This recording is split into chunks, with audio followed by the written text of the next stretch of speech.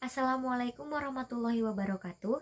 Perkenalkan, nama saya Aziza Azmi Milani dengan nomor induk mahasiswa 1224005. Di sini saya akan mempresentasikan materi tentang tarikh tasyrik untuk memenuhi tugas ujian akhir semester tarikh tasyrik. Dengan bertemakan tarikh tasyrik pada periode Rasulullah dan periode sahabat. Yang dimaksud tarikh tasyrik pada periode Rasulullah yaitu masa-masa di mana Nabi Muhammad SAW masih hidup hingga wafatnya pada tahun 11 Hijriah dengan kurun waktu 22 tahun 5 bulan 13 hari. Masa ini didominasi proses turunnya wahyu atau Alkitab dan pembentukan sunnah. Kondisi sosiokultur masyarakat Arab pra-Islam, yaitu mayoritas sejarawan bangsa Arab adalah salah satu entitas masyarakat yang berasal dari keturunan Sam, putra tertua Nabi Nuh. Ahmad Amin 2015. Yaitu ada dua entitas bangsa Arab, yaitu kaum Ad, Syamud, Syam, dan Amalikoh dan Judis, yaitu kaum Adnania dan Qotaniyin. Ciri-ciri utama tatanan masyarakat Arab pra-Islam adalah sebagai berikut. Yang pertama, qabilah atau klan. Yang kedua, fanatisme primordial. Yang ketiga, faktor keturunan lebih penting daripada kemampuan.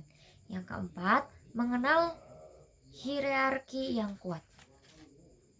Yang kelima, perempuan cenderung direndahkan. Yang keenam, belum memiliki norma atau aturan. Yang ketujuh yaitu al-azlam.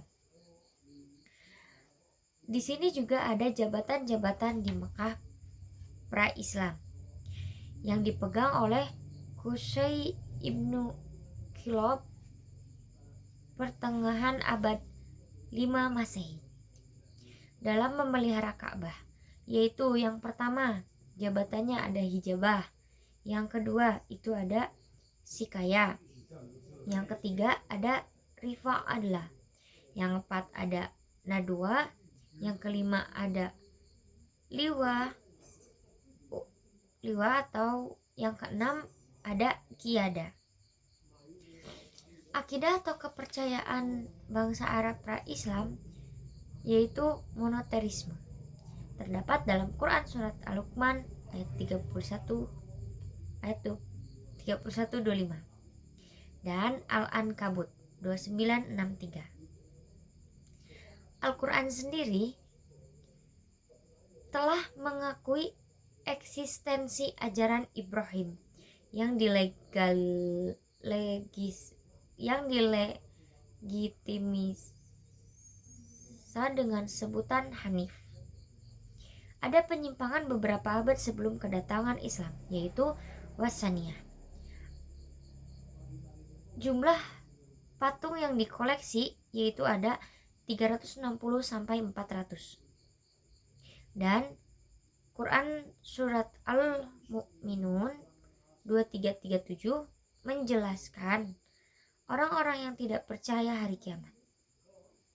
Di sini juga ada beberapa yang masih mempertahankan kaidah monoteisme Ibrahim alaihissalam, yaitu Al-Hunafa. Di antara mereka adalah Umar bin Nufail dan Zuhair ibnu Abi Salmah. Bangsa Arab juga menganut agama Yahudi dan Nasrani. Agama Nasrani yaitu dibagi menjadi 3. Ada kedua di antaranya yaitu Nasatiyoroh dan Ya'akibah. Pusatnya yaitu ada di wilayah Najran. Agama Yahudi telah masuk dan menguasai kota Jazirah Arab jauh beberapa abad sebelum Islam. Daerah yang dikuasai Yahudi yaitu Taima, Fada, Khaybar, dan Wadi al Qura. Mereka mengajarkan ajaran Taurat, hisab dan mizan. Metodenya yaitu Amin H35. Dalam bidang hukum, bangsa Arab pra-Islam menjadikan adat sebagai hukum norma atau uruf atau adat. Ada beberapa macam perkawinan. Yang pertama itu ada itibla, yang kedua ada poliandri, yang ketiga ada maktu, yang keempat ada badal, yang kelima ada sigar. Di antara hukumnya adalah diperbolehkannya berpoligami dengan perempuan dengan jumlah tanpa batas. Ada dua kasus masyarakatnya cenderung merendahkan wanita. Pertama, perempuan dapat diwariskan. Kedua, perempuan tidak memperoleh harta pusaka atau hak waris. Di antara mereka terdapat jual beli yang bersifat spekulatif, seperti bai al-munabadzah. Minimal ada 10 pasar utama yang menjadikan pusat kegiatan perekonomian sebelum kedatangan Islam.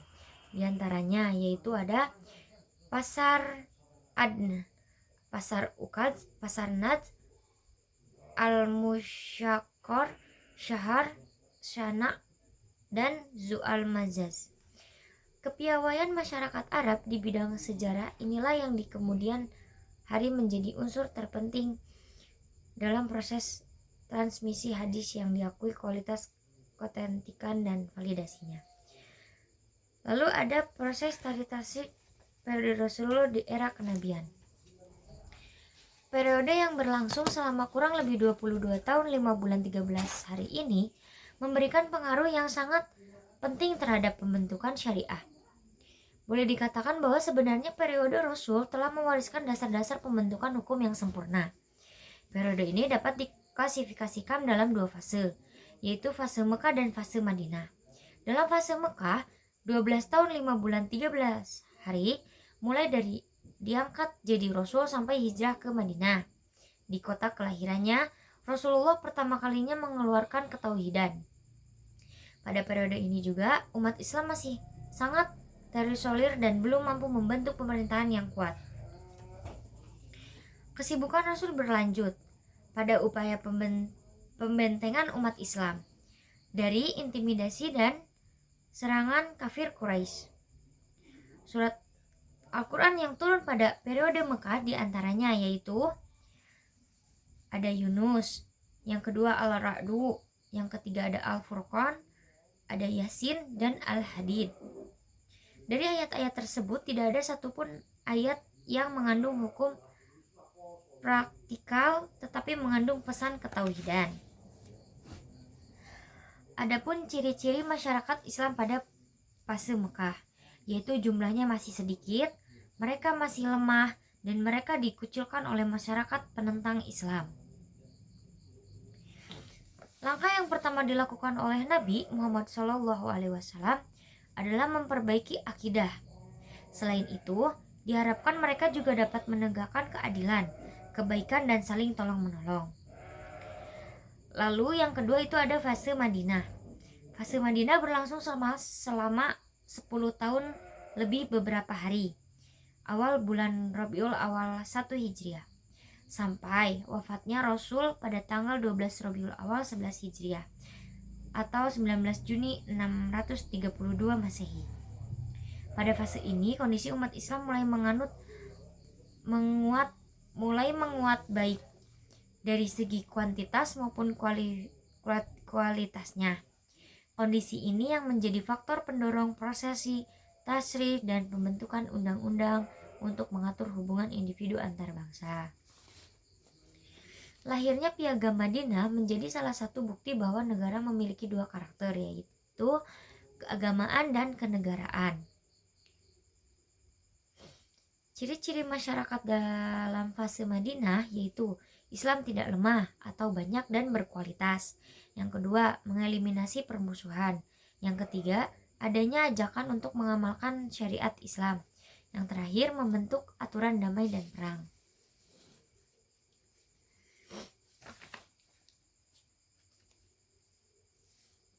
Lalu ada juga pemegang otoritas tasyri pada periode Rasulullah di era kenabian. Pada fase ini, aktivitas tasyri menjadi tanggung jawab penuh dan hak progresif Nabi. Tidak ada seorang pun yang berhak mendahului Nabi dalam merealisasikan tugas dan mandat ilahi ini. Al-Maidah 67 dan Al-An'am 44. Lalu ada pula ketiga hal dan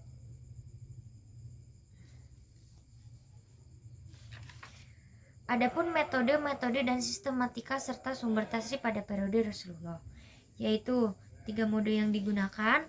Pertama, penentuan hukum bersumber pada wahyu atau ilahi, al-wahyu atau al-mathu. Yang kedua adalah al-wahyu ghairu al-mathu atau Al-Quran. Dan yang ketiga adalah ijtihad Rasul sendiri.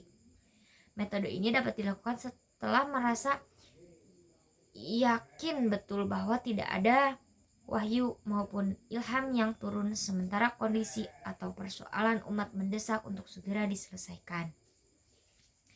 Begitu.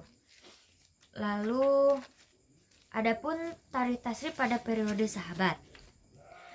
Bermula pada sejak Nabi Muhammad SAW wafat pada 11 Hijriah dan berakhir ketika Muawiyah bin Abi Sufyan menjabat sebagai khalifah pada tahun 41 Hijriah.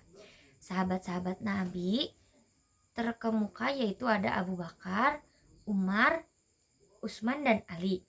Mereka dikenal dengan sebutan Al-Khulafa Al-Rasyidin, para pemimpin yang memberi petunjuk kebenaran. Proses tasrif mengalami perkembangan yang mengagumkan yang ditandai dengan lahirnya sumber dan metode penetapan hukum baru, yakni ijma, sahabi, dan qiyas. Adapun kondisi dan situasi umum pada masa Khalifah Rasyidin, umat Islam terbagi menjadi dalam 2 komunitas besar, yaitu Muhajirin dan Ansor. Kaum Muhajirin adalah imigran dari Mekah, sedangkan kaum Ansor adalah penduduk asli Madinah. Terjadi perdebatan sengit antara kaum Muhajirin dan Ansor. Masing-masing merasa paling berhak menjadi khalifah sepeninggalan Nabi.